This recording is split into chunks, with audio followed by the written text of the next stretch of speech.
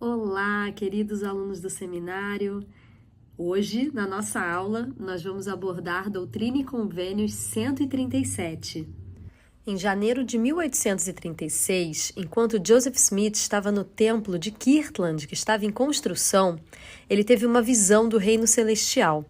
Nessa visão, o Senhor revelou verdades sobre seu plano. Essa visão está em Doutrina e Convênios 137. Vamos entender um pouco mais sobre o contexto dessa revelação. E esse contexto começa lá um pouco antes dessa data, na história do profeta Joseph Smith. Em 1823, a morte repentina de Alvin, o filho mais velho da família Smith, devastou toda a família. A família pediu então que um ministro local falasse no funeral de Alvin. Como Alvin não tinha sido batizado em nenhuma igreja, o ministro disse que ele não poderia ser salvo. William, o irmão caçula de Joseph, disse o seguinte: o ministro insinuou fortemente que Alvin tinha ido para o inferno, porque Alvin não era membro da igreja dele, mas ele tinha sido um bom rapaz e meu pai não gostou disso. Ao longo de sua vida, o profeta Joseph e sua esposa Emma ainda perderam 4 dos seus 6 filhos. Sobre isso, Elder Cook disse o seguinte: na época em que Joseph Smith recebeu revelações e organizou a igreja, a vasta maioria das igrejas ensinava que a expiação do Salvador não proporcionaria salvação à maior parte da humanidade. O preceito comum era de que poucos seriam salvos e a imensa maioria seria condenada a torturas sem fim, da mais terrível e indescritível intensidade. A maravilhosa doutrina revelada ao profeta Joseph desvendou-nos um plano de salvação que se aplica a toda a humanidade, inclusive àqueles que não ouviram falar de Jesus Cristo nesta vida, as crianças que morrem antes da idade da responsabilidade e aqueles que não têm entendimento. Já em 1836, 10 anos após o falecimento do seu irmão Alvin, Joseph Smith teve uma visão do reino celestial dentro do templo de Kirtland, que traria à tona verdades tanto sobre Alvin quanto sobre a morte de crianças antes da idade de responsabilidade. Vamos assistir o vídeo a seguir, onde teremos mais detalhes sobre o que estamos falando. One of the great tragedies of Joseph Smith's life was the death of his brother Alvin. His loss set Joseph on a course to understand the principles relating to the salvation of the dead. In January 1836, Joseph received a revelation in the Kirtland Temple, in which he saw Alvin in the celestial kingdom.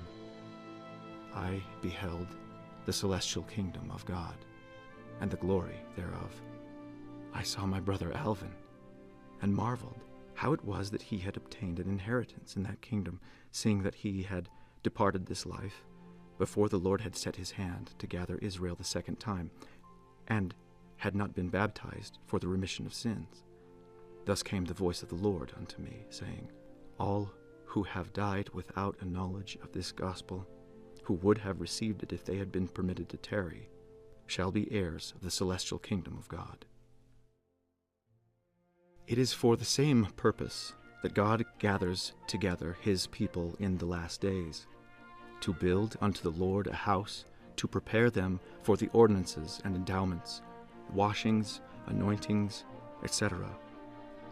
One of the ordinances of the house of the Lord is baptism for the dead. God decreed before the foundation of the world that that ordinance should be administered in a font prepared for that purpose in the house of the Lord. In September of 1842, Joseph wrote a letter to the members of the church, instructing them on the principle of the ordinance work for our kindred dead. At the end of the writing, he stated prophetically, Brethren, shall we not go on in so great a cause? Let us, therefore, as a church and a people and as Latter-day Saints, offer unto the Lord an offering in righteousness, and let us present in his holy temple, when it is finished, a book containing the records of our dead, which shall be worthy of all acceptation.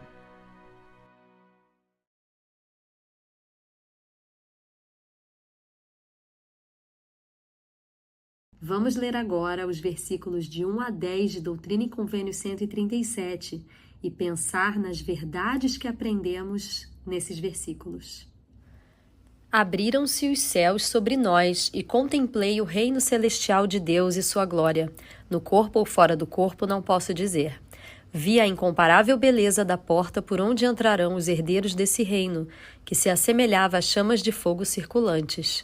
Também o refulgente trono de Deus, no qual estavam sentados o Pai e o Filho. Vi as belas ruas desse reino, que pareciam ser pavimentadas de ouro. Vi o pai Adão e Abraão, e meu pai e minha mãe, meu irmão Alvin, que há muito dorme. E maravilhei-me de que ele houvesse recebido uma herança naquele reino, visto que partira desta vida antes que o Senhor começasse a coligar Israel pela segunda vez, e não fora batizado para a remissão de pecados. Assim veio a mim a voz do Senhor, dizendo: todos os que morrerem sem o conhecimento deste evangelho, que o teriam recebido caso tivessem tido permissão de aqui permanecer, serão herdeiros do reino celestial de Deus. Também todos os que morrerem daqui em diante sem conhecimento dele, que o teriam recebido de todo o coração, serão herdeiros desse reino. Pois eu, Senhor, julgarei todos os homens segundo suas obras, segundo o desejo de seu coração. E vi também que todas as crianças que morrem antes de chegar à idade da responsabilidade são salvas no reino celestial. Vamos à nossa primeira pergunta para ser respondida no link da descrição desse vídeo. E a seguinte pergunta: o que o Salvador ensina nestes versículos que é reconfortante para quem perdeu um ente querido que não conheceu o Evangelho? Após a leitura desses versículos, podemos enumerar 3 verdades. Todos os que teriam recebido o Evangelho, se tivessem tido oportunidade, entrarão no reino celestial. O Senhor julgará cada um de nós por nossas obras e pelos desejos de nosso coração. Todas as crianças que morrerem antes de se tornarem responsáveis serão salvas no reino celestial. Vamos ler mais 2 escrituras que reforçam esses ensinamentos. 1 Pedro 4:6. Porque para isso foi o evangelho pregado também aos mortos, para que na verdade fossem julgados segundo os homens na carne, porém vivessem segundo Deus em espírito. E Mosias 15:24. E esses são os que tomam parte na primeira ressurreição, e esses são os que morreram antes da vinda de Cristo em ignorância, não lhes havendo sido declarada a salvação. E assim o Senhor efetua a restauração destes, e tomam parte na primeira ressurreição, ou seja, têm vida eterna, sendo redimidos pelo Senhor.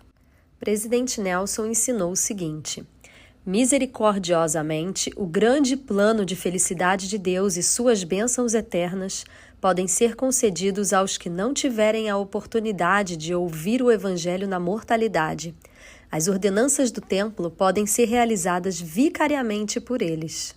Através desses ensinamentos, podemos sentir o amor e a misericórdia do Pai Celestial e de Jesus Cristo.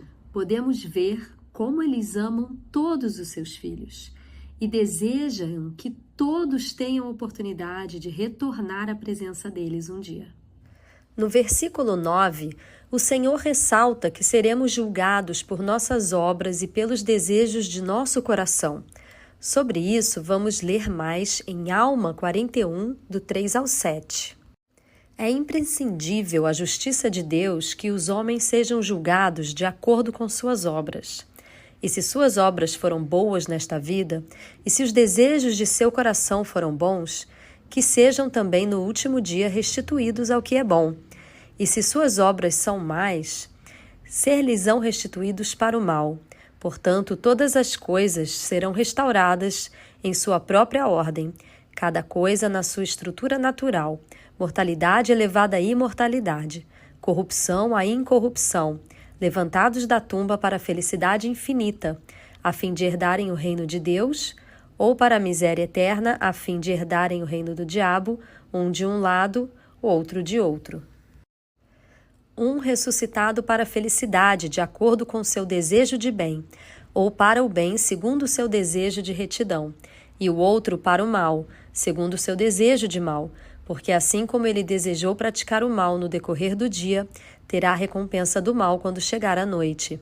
E assim é do outro lado. Se ele se arrependeu de seus pecados e desejou retidão até o fim de seus dias, assim também será recompensado com retidão. Estes são os remidos do Senhor, sim, aqueles que são retirados, que são libertados daquela interminável noite de trevas, e assim se mantêm ou caem, pois eis que são seus próprios árbitros para fazerem o bem ou o mal. Vamos estudar as seguintes situações. Primeiro, Lourenço está preocupado porque muitas pessoas nunca terão a chance de encontrar um companheiro ou uma companheira eterna e se casar no templo. Segunda situação, M é o único membro da igreja na família. Ela está preocupada por não ser selada aos seus pais. Vamos à nossa segunda pergunta. De acordo com Doutrina e Convênios 137, de 7 a 9, como você poderia ajudar o Lourenço e a Amy a entender melhor o plano do Pai Celestial para cada um de seus filhos? O presidente Nelson ensinou o seguinte: e o que acontecerá com as pessoas que não conseguirem casar-se nesta vida ou se selar aos pais nesta vida? Sabemos que o Senhor julgará cada um de nós segundo os desejos do nosso coração, bem como nossas obras, e que as bênçãos da exaltação serão concedidas a todos os que forem dignos. No versículo 10, nós aprendemos sobre as crianças que morrem antes de chegar à idade da responsabilidade. Vamos ler mais algumas escrituras para entender melhor esse assunto. Em Moroni 8, a partir do versículo 8 e depois os versículos 11 e 12, lemos o seguinte: Ouve as palavras de Cristo, teu Redentor, teu Senhor e teu Deus. Eis que vim ao mundo não para chamar os justos, mas os pecadores, ao arrependimento. Os sãos não necessitam de médico, mas sim os que estão doentes. Portanto, as criancinhas são sãs, por serem incapazes de cometer pecado. Portanto, a maldição de Adão é delas removida por minha causa, de modo que sobre elas não tem poder. E a lei da circuncisão foi abolida por minha causa. E suas criancinhas não necessitam de arrependimento nem de batismo. Eis que batismo é para arrependimento, a fim de que se cumpram os mandamentos para remissão de pecados. As criancinhas, porém, estão vivas em Cristo desde a fundação do mundo. Se não for assim, Deus é um Deus parcial e também um Deus variável, que faz acepção de pessoas, porque quantas criancinhas morreram sem batismo? Imagine que você é um missionário e se depara com a seguinte situação. Como missionário, você conhece os pais em luto de um menino de 2 anos que se afogou. Os pais temem que o menino não possa ir para o céu porque nunca foi batizado. Qual parte do plano de salvação você compartilharia com os pais desta criança? Que consolo você poderia oferecer para a família desta criança? Vamos assistir o vídeo a seguir sobre como podemos reagir ao nos deparar com situações como essa.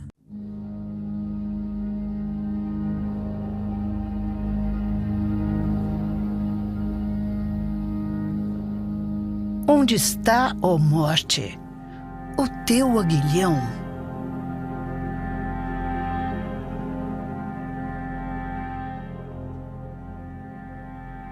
Onde está, ó inferno, a tua vitória?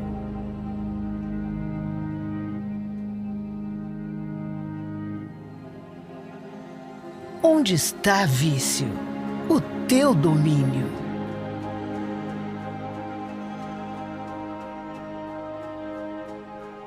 Onde está, desalento, a tua constrição?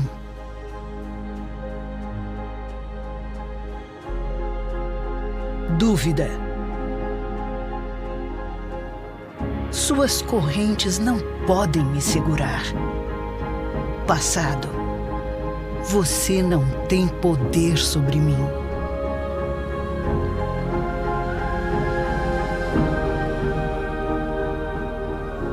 Pecado.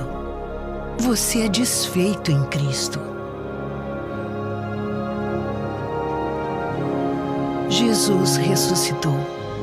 Graças a Ele, você pode sobrepujar qualquer coisa. Venha adorar a Jesus Cristo conosco. Encontre a nossa igreja perto de você em vindeacristo.org. Querido jovem, o Pai Celestial deseja abençoar todas as pessoas e não somente alguns escolhidos. Ele realmente ama todos os seus filhos. O Elder Eyring ensinou o seguinte: somente uma minoria bem reduzida dos filhos de Deus obtém durante a vida um entendimento pleno do plano de Deus com o acesso às ordenanças e aos convênios do Evangelho, que tornam o poder expiatório do Salvador plenamente operante em nossa vida. Nosso Pai Celestial está ansioso para reunir e abençoar toda a família dele. Embora ele saiba que nem todos optarão por ser reunidos ou coligados, seu plano concede a cada um de seus filhos a oportunidade de aceitar ou rejeitar seu convite, e as famílias são uma parte essencial desse plano. Vamos à nossa terceira pergunta. Ao aprender melhor sobre Doutrina e Convênios 137, quais são os seus sentimentos sobre o Pai Celestial, Jesus Cristo e o plano de salvação? Querido jovem, espero que você possa sentir o amor do Pai Celestial ao ler Doutrina e Convênios 137. Ele preparou um plano para todos os seus filhos e não somente para alguns dos seus filhos. Ele realmente ama a todos. E é essa aula com o meu testemunho que eu deixo, em nome de Jesus Cristo. Amém.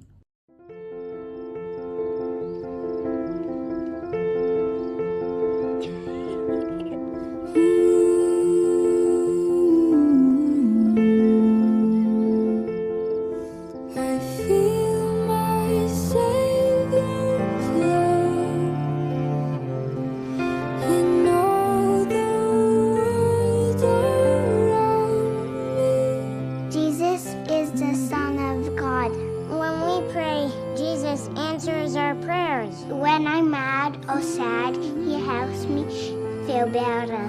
I love the Savior because he loves me. He knows I follow him. Give all my life to him.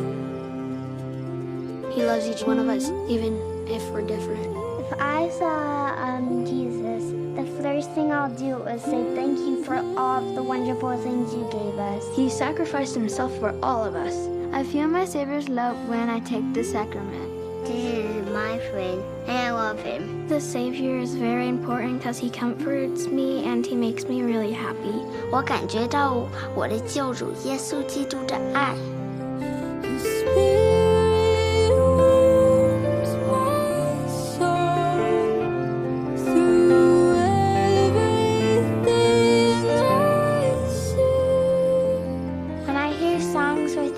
Jesus, I feel happy and warm inside. Siento el amor de mi Salvador. I want to follow Jesus because he's the perfect example.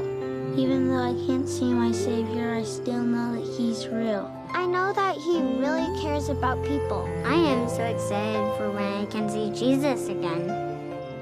The peace of my Savior's love at home helps us so much through these crazy times. If I knew Jesus was coming to my house tomorrow, and I would ask him if I could feel the nail prints in his hands because he died for me.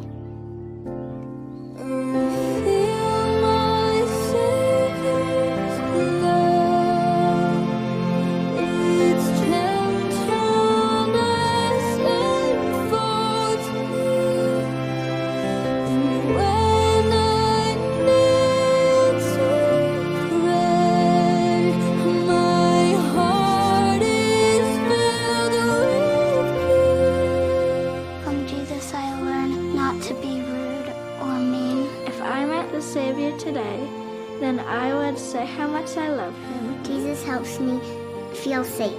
When I feel the Savior's love, it feels like he's hugging me. Jesus will be, I love him too. When I sing songs about Jesus, it makes me really happy. When I try and be like the Savior and help and serve people, I feel really warm inside. And I hope everybody in the world could be like him. I feel my